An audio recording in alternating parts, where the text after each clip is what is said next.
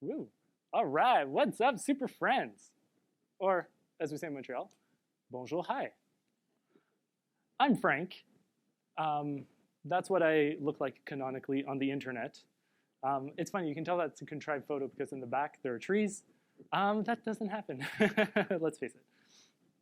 I started iOS development in 2011. That's to kind of like situate yourself. That's when Apple introduced Arc. An interesting time that was, where nothing on Stack Overflow would work. It was a fun time to start, let me tell you. I'm based in Montreal, the land of two seasons, right? Winter and construction. And I've spent the last 10 years helping teams through consulting, contracting, and training. And when I wrote this slide, I was like, wow, 10 years, like a decade. Like a lot has changed, right, in the past decade. First of all, we've changed programming languages. We've moved from Objective-C to Swift. The devices on which we work have changed in ways that we could have never predicted, right? Like who would have predicted the touch bar? Who would have predicted the touch bar going away? Oh, but like, I mean, no hateful comments. So if you like the touch bar, good on you. New platforms have emerged, right? tvOS, watchOS, and like, I don't know about you folks, but, oh dear. I don't know about you folks, but I have a road trip to the States at the beginning of next year for a new computing revolution. Can't wait. But what matters most to us in our day-to-day work, right, is APIs. And Apple has introduced thousands and thousands of APIs, right, over the past decade. Thousands of APIs neatly organized into systems used in every corner of every app.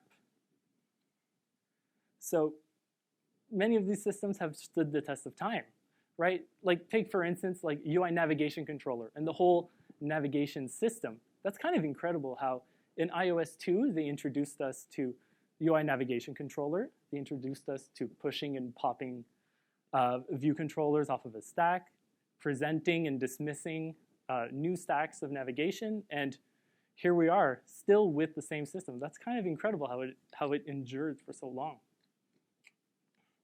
So what can we learn from these types of systems? And that's what my talk is about today. I call it All Systems Go. A talk born out of a cool title. So kind of what I want to go over today is whenever, like in my work, whenever I approach making a new system, I always go through roughly the same questions, right? Like I go through the same thought process to try and figure out like exactly what am I trying to build. And I want to share that with you today.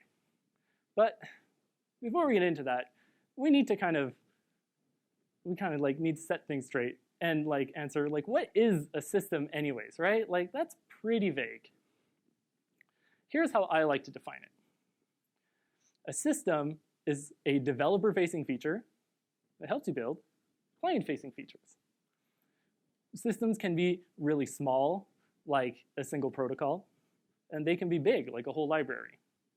They can be simple, like for instance, a wrapper class around a UI view, or they can be complex, like a whole navigation engine to wrap all of navigation for your app. But systems like this kind of get a bad reputation sometimes, right? Like I know when I started doing iOS development, whenever I would work with a new team and they would show me around their app, I always had like this tiny bit of cynicism whenever they'd be like, oh, we have like our homegrown solution for this. And I'd be like, really, is that needed? We're going to cover that a bit later. So first up, when I approach a problem like this, right, I ask myself like, what do you want to say? What am I trying to say and how do I want to say it? Because great systems are expressive. Like, let's compare these two things here. On the top, we have what Apple provides us with, right? navigation controller.push, checkout view controller, and on the bottom, we have what a third-party system might look like. Navigation router.navigate to, checkout. These two pieces of code, I think we can all intuit how these two pieces of code are pretty similar. Like they're trying to accomplish the same thing. However, they're doing it in very different ways. And the subtleties are worth noting, right? On the one end, on the Apple side with navigation controller, we're instantiating what needs to be pushed, right? We know exactly what we're going to be pushing onto the navigation stack. And also how that thing is actually going to be presented at all to the user, right? We know that it's going to be pushed. Whereas with the system on the bottom, with navigation router, we just say, show me checkout, and hope the system does the rest. We can imagine the same thing for example, a network layer, where the system that's provided by Apple is URL session, where we create a URL request and then pass it to a data task in order for it to go out and do all its fun work over the internet. Whereas, for example, a homegrown networking layer might have something like network service.get and then have, beautiful, beautiful computer property for creating a user data request. These both accomplish the same things, but the way we express it to the developer is very different. So let's kind of go through this process. We're going to build a dashboard. We're going to build a dashboard view and see where that leads us. Now, I have a few features that I would like. First, I want to pull data from many different sources and display these data in sections, in a grid. I want to display empty states for some of these sections when they're necessary. I want to display error states for some of these sections when they're necessary. And finally, I want to define a custom layout when displaying some of these data. I want to have flexibility there. If you were to do this with vanilla UIKit, it would be a pain. I can see it now, right? You'd have to override a bunch of methods. You'd have a huge data source, and your data source methods would have massive conditionals, things that look like this.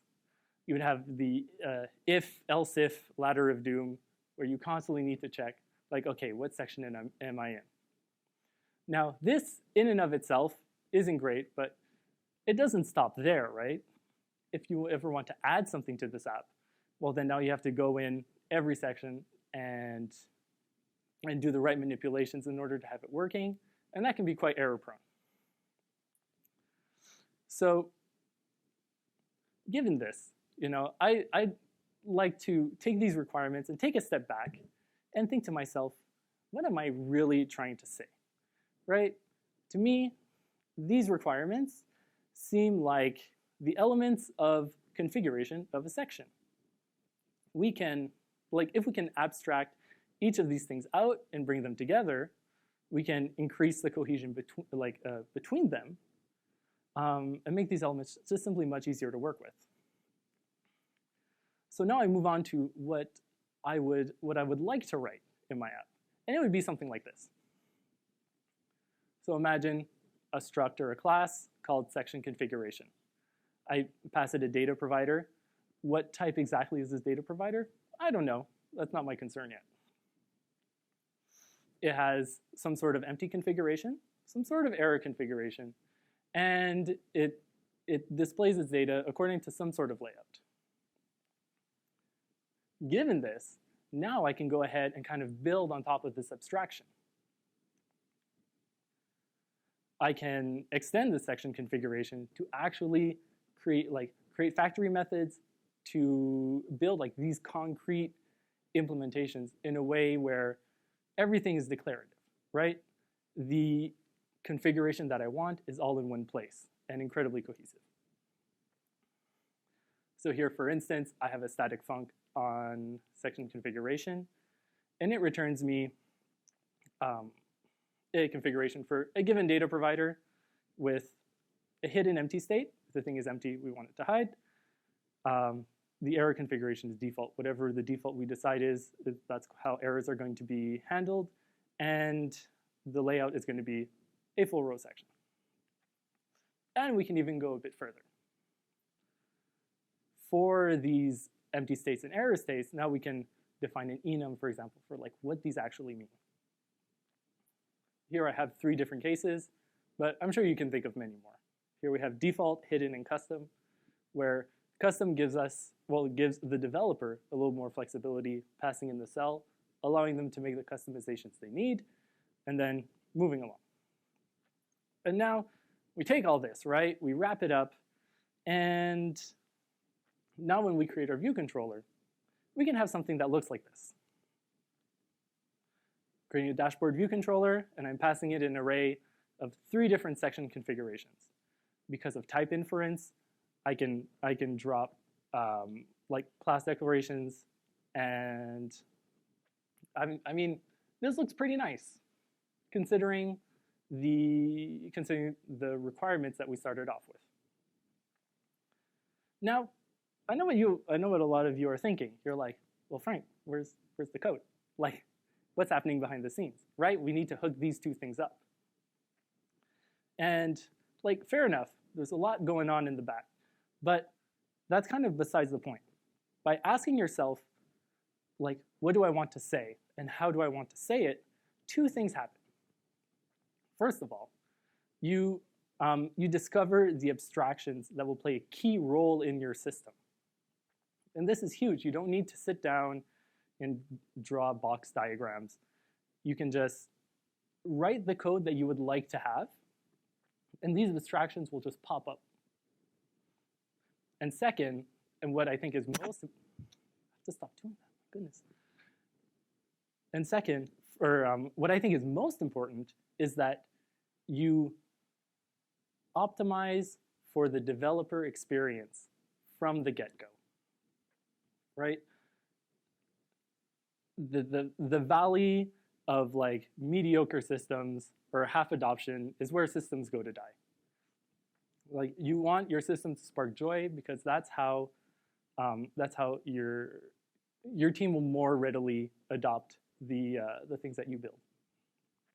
And think of it this way: going in the opposite direction would be a bit like having a ship on the ocean without a map. Like, you just don't know where you're going to end up, and the end developer experience is going to suffer. So again, expose the key abstractions early and optimize for the developer experience from the very beginning. Now, second question.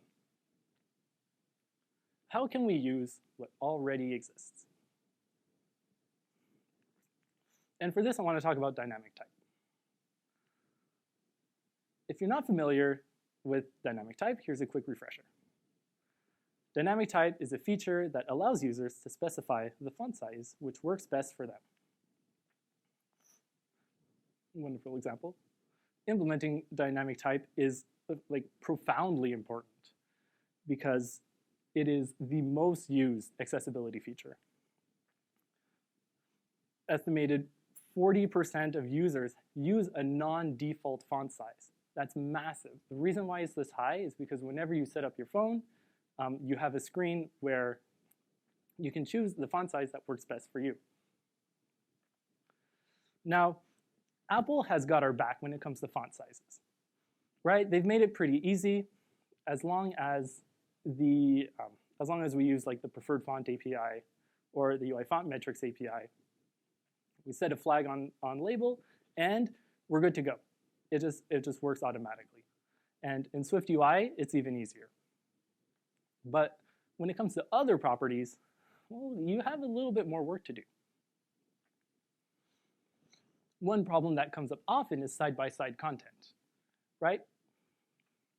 So here we can see as text size grows, things that are laid out horizontally compete for that horizontal space and then kind of grows things out of whack in the vertical direction. Now what we would want is this UI on the right, where if the text size crosses a certain threshold, we can flip that axis and have it show from top to bottom.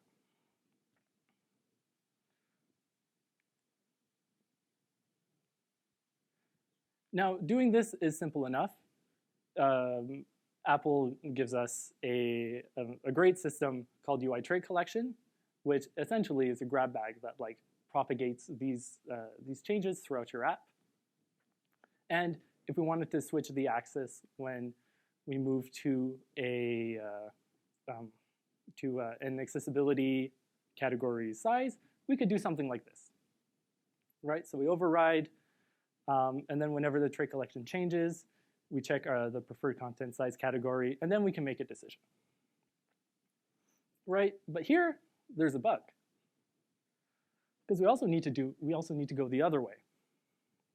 So we need to handle the else case as well. And in fact, there's still another bug, because not only do you have to handle these dynamic changes, but you also have to handle changes the static setting when your app starts up. So here we are setting a single property in 4 different places in order to handle dynamic type. Now, if it were just this, maybe we'd be able to live with it. But if you're working on an app that's very data rich, where you need to do this for multiple properties on multiple views all the time, then you're going to slip up at some time, right? Like I've seen this in PRs very often, and it's a very common, at least in my experience, it's a very common mistake. Because, I mean, you might want to handle things like say margin spacing, text alignment, number of lines. There are definitely more properties that you'd want to perhaps change based on your dynamic type setting. So with that being said, let's go to our first question. What do we want to say? How do we want to say it? I like to think of something like this, where I have my stack view, and then somehow I want to be able to set a thresholded value on that stack view. So I want to give it a key path and say your default value for the axis is horizontal, but then past a certain threshold, I want it to be vertical. So we've answered our first question. Now let's ask our second. How can we take advantage of existing systems to make this a reality? Well, in our specific case, dynamic type is propagated through Apple's trait collection system. So hey, that's a good place to start. Maybe there's somewhere we can insert ourselves in order to receive these updates and then make the changes that we want. And in fact, that's exactly what we can do. Here's an example of a wrapper class that we built called Content Size Container View. And while the details are omitted, if you're interested in this, come let me know after. I'm always happy to get more support for accessibility in the wild. So here again, we add a thresholded value. As we add this value, we set it to the correct value given the current preferred content size setting. And then we also, through this wrapper view, we override trait collection did change in order to set the correct value whenever the trait collection changes. So consider which existing systems are related to what you want to implement, and consider how they tie into your implementation. And also build off of existing systems helps make your code more resilient to future changes by Apple. And here's the final question that I wanted us to get to, right? Is it worth the effort? Like, if you're the type of person who comes to the conference, I don't think you need any convincing that working on systems and working on this type of stuff is a lot of fun, right? At least for myself, this is the type of thing that I love to do. This is what makes things tick for me. But it wasn't always the case. I remember a while ago I went to a conference in 2018 called Swift and Fika in beautiful Stockholm. And at that And at that conference, I saw a talk called Practical Structure to Configure Dependency Injection in iOS and Swift. Now, Tagaya Yoichi is the original author of Swinject. So this is a guy who knows a thing or two about dependency injection systems.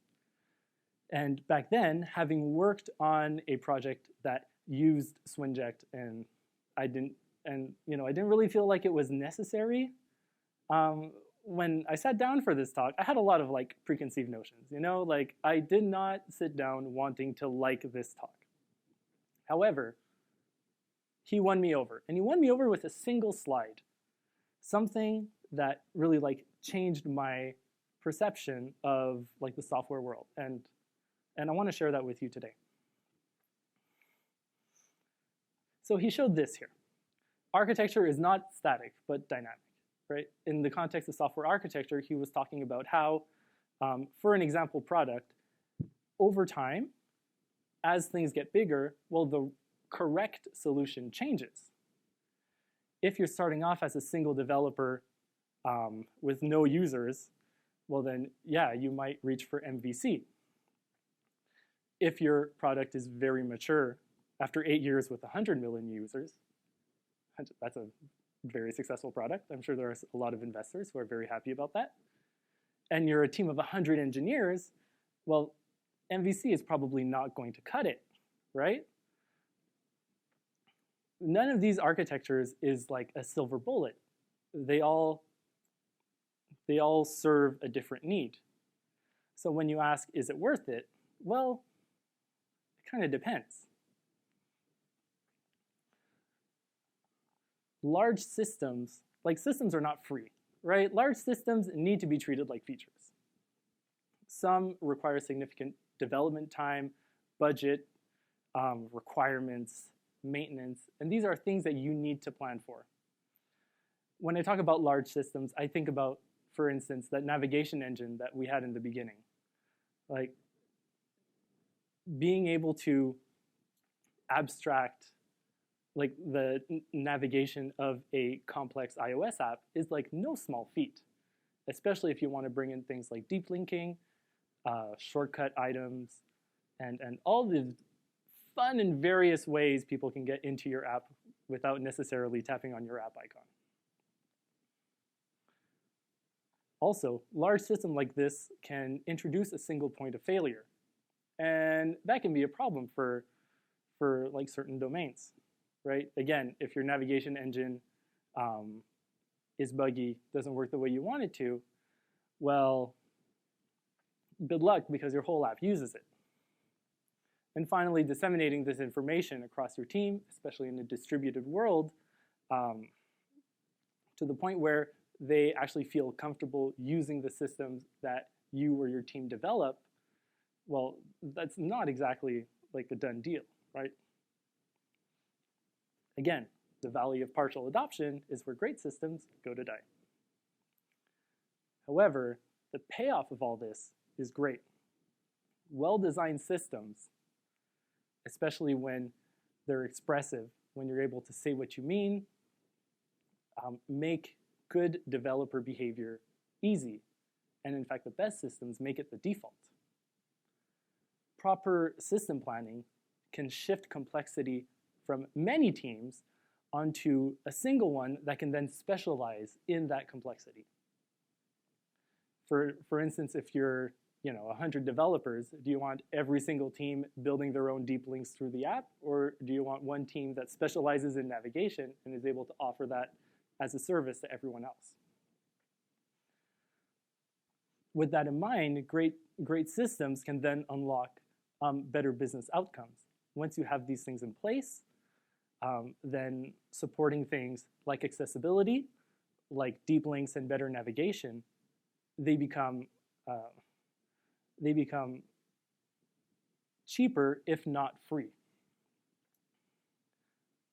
And then finally, building systems that help your peers accomplish their tasks is extremely rewarding. It's so much fun to hop on a call when someone is having a problem and telling them, yo, I got a solution for that. So let's do a quick recap. When I approach building systems, first I look for opportunities, right? Where imperative code can be perhaps expressed as configuration or in a way that's more expressive, and where also where PR issues come up often. And then you need to ask the right questions, right? What are you trying to say? How are you trying to say it? What existing systems can we harness? And finally, given our time, given our budget, is it worth the effort? And then hopefully, this can unlock for you like a new dimension in which you can think about your app. Not only in terms of the features that it provides, but also in terms of the systems that power it. Thank you so much.